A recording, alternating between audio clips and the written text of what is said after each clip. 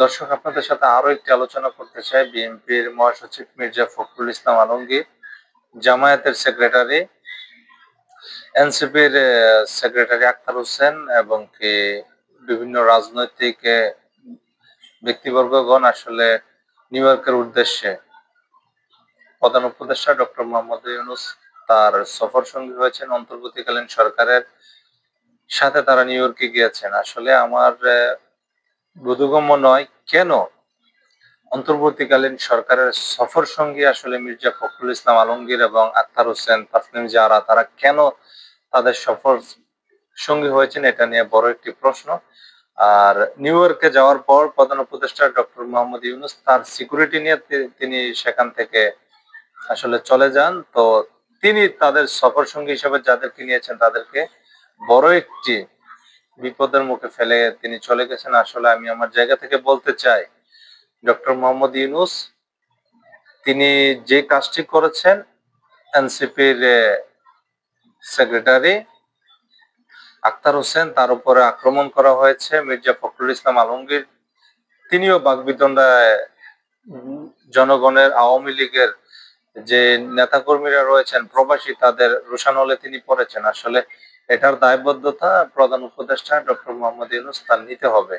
আসলে আজকে যেই ঘটনাটি আসলে ঘটেছে সেটা নিয়ে ঢাকায় বিভিন্ন অঞ্চলে এনসিপির পক্ষ থেকে সংবাদ সম্মেলন করা হয়েছে। এটা নিয়ে অনেক জায়গায় মিছিল হচ্ছে, তাদেরকে হেনস্থা করা হচ্ছে। সরকারের পক্ষ থেকে কোনো পদক্ষেপ নেওয়া হয়নি। আসলে এটা আসলে একটি দুর্ঘটনা আমি বলতে পারি, যে আসলে সরকার যে কাজটি করেছে সেটা আসলে যুক্তিসঙ্গত নয়। এটার দায়ভার অবশ্যই সরকারকে নিতে হবে। আর বিভিন্ন অনলাইন প্ল্যাটফর্মে যেটুকু আমরা দেখেছি, আসলে আখতার হোসেনের এই সফরটি ঘিরে আসলে বড় একটি প্রশ্ন।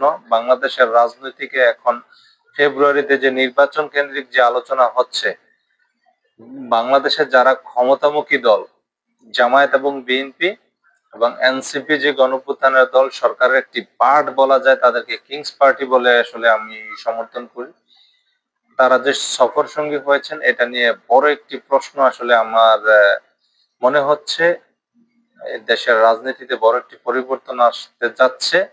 এই সফর সঙ্গীতে আসলে বিএনপি, জামায়াত, এনসিপির আসলে যাওয়ার কোনো কথাই নেই। অবশ্যই দেশের রাজনীতিবিদরা, সরকার বড় একটি চুক্তি করতে যাচ্ছে আমেরিকার সাথে, সেটা আমার বিশ্লেষণ সেটা বলছে।